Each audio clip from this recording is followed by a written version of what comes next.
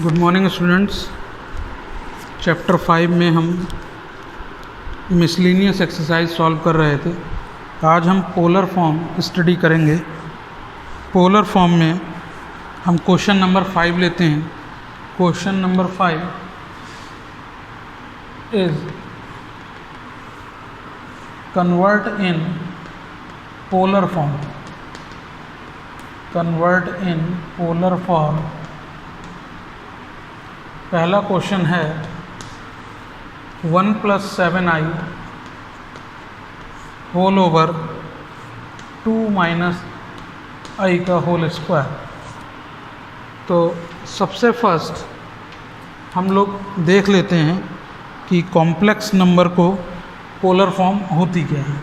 तो previous exercises में हमने पढ़ रखा है कि कोई अगर complex number z = a + iy है, ib है, तो उसकी जो पोलर फॉर्म का रिप्रेजेंटेशन होगा वो z = हम दिखा सकते हैं r cos θ + i sin θ, where आपका जो r है वो मॉडुलस ऑफ z है और जो थीटा है वो आपका यहाँ पर आर्ग्यूमेंट है।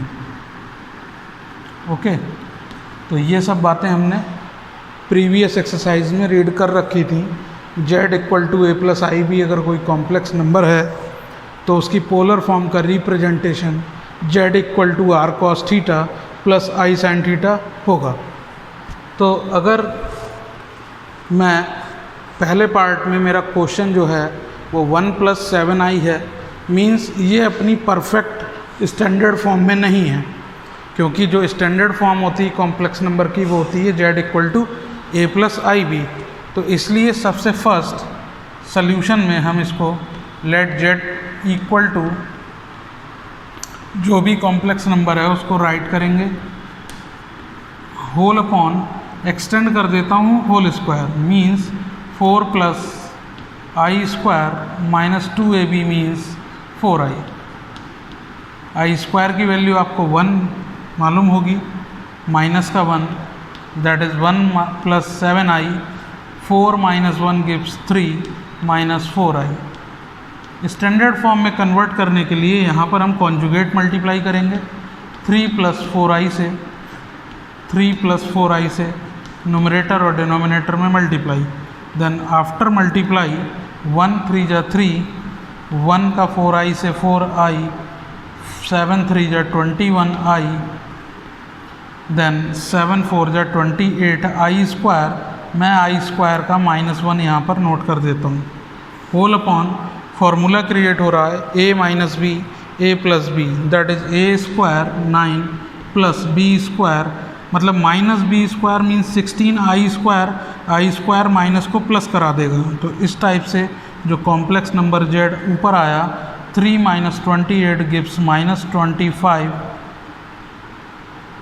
And 21 + 4 gives 25i whole over 16 + 9 gives 25। तो इस तरीके से हमारा कॉम्प्लेक्स नंबर जो है वो -25 + 25i होल डिवाइडेड बाई 25 के इक्वल आ चुका है। सॉरी, 25 से डिवाइड करने पर जो कॉम्प्लेक्स नंबर है वो बनेगा -1 + i।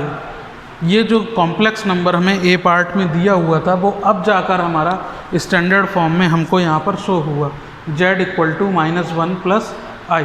नाउ इसको पोलर फॉर्म में राइट करने के लिए हम z = पोलर फॉर्म का रिप्रेजेंटेशन लिख देते हैं r cos θ + i sin θ = -1 + i, क्योंकि कॉम्प्लेक्स नंबर का जो पोलर फॉर्म रिप्रेजेंटेशन है वो है r cos θ + i sin θ = -1 + i। तो ऑन कंपेयरिंग, कंपेयर करने पे हमने देखा, ऑन कंपेयरिंग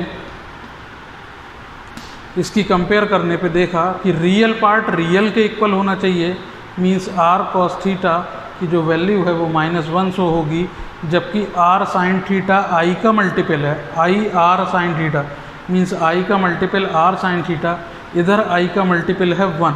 तो इस तरीके से हमने देखा कि r cos थीटा माइनस 1 और r sin theta equal to 1 obtain हुआ। दोनों का स्क्वायरिंग करके ऐड कराने पर means r square sine square theta plus r square cos square theta equal to 1 plus 1 that is 2। r square common लेने पर अंदर बचेगा sine square theta plus cos square theta which also 1 means r square directly 2 then r equal to root of 2।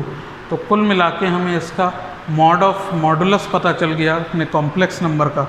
बात करते हैं अब theta के लिए। हेयर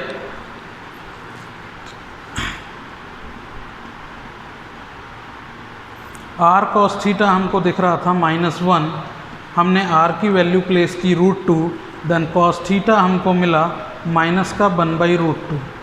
इसी टाइप से यहाँ पर हम देख सकते हैं r sin थीटा की जो वैल्यू है वो इक्वल टू 1 है। हमने r को प्लेस किया √2 देन sin थीटा हमको मिल गया 1/√2। तो हम यहाँ पे साइन कन्वेंशन देख सकते हैं कि साइन हमारा पॉजिटिव है जबकि कॉस हमारा निगेटिव है। इसका मतलब ये हुआ कि देयरफॉर थीटा लाई इन साइन पॉजिटिव और कॉस निगेटिव, ऐसा हमारा एंगल सेकंड क्वाड्रेंट में होने पर होता है। Therefore theta lie in second quadrant, theta जब सेकंड क्वाड्रेंट में लाई करता है तब जो हमारा थीटा की वैल्यू होती है वो होती है पाई माइनस अल्फ़ा। और यहाँ पर जो अल्फ़ा आप देख पा रहे हैं दोनों ही रीडिंग्स में कॉस 45 1/√2 देता है और साइन 45 भी 1/√2 देता है, इसलिए अल्फ़ा की वैल्यू हम यहाँ पे यूज करेंगे π/4। Pi minus π/4 gives us 3π/4। तो इस तरीके से हमारे पास थीटा मीन्स आर्गुमेंट की वैल्यू भी कितना आ गई 3π/4। फाइनली हम पोलर फॉर्म लिखेंगे। पोलर फॉर्म जो कॉम्प्लेक्स नंबर r है तो सॉरी z है वो होगा r cos theta plus i sin theta. यहाँ पर मैं r की और थीटा की दोनों की वैल्यू को यहाँ प्लेस कर दूँगा। देन ये नंबर आएगा √2 in bracket cos 3π/4 plus i sin 3π/4। तो इस तरीके से हमने इस क्वेश्चन को जो दिया हुआ कॉम्प्लेक्स नंबर था उसको आज हमने यहाँ पर पोलर फॉर्म में रिप्रेजेंट कर दिया। तो जो आज का हमारा टॉपिक था वो यहाँ पर फिनिश हो गया, पोलर फॉर्म। वापस से देख लें एक बार, जो भी आपको कॉम्प्लेक्स नंबर दिया हो उस पर पहले ही स्टार्टिंग में आप लोग ये देख के चलें कि वो स्टैंडर्ड फॉर्म में है या नहीं है। अगर स्टैंडर्ड फॉर्म में नहीं है तो आप रेशनलाइज करा के उसे स्टैंडर्ड फॉर्म में कन्वर्ट कर लें और उसी जेड को एक बार पोलर फॉर्म में लिख कर इक्वल टू जो भी नंबर आया है वो लिख दें और कंपेयर करा दें रियल और इमेजिनरी पार्ट का। दो r cos और r sin थीटा की वैल्यू ऑब्टेन होगी, उनको स्क्वायर करके ऐड करने पे आपको r आ जाएगा। ये r की वैल्यू वापस इन्हीं फंक्शंस में डाल दी गई। r cos theta equal to -1 then cos theta gives -1/√2 and sin theta gives positive 1/√2।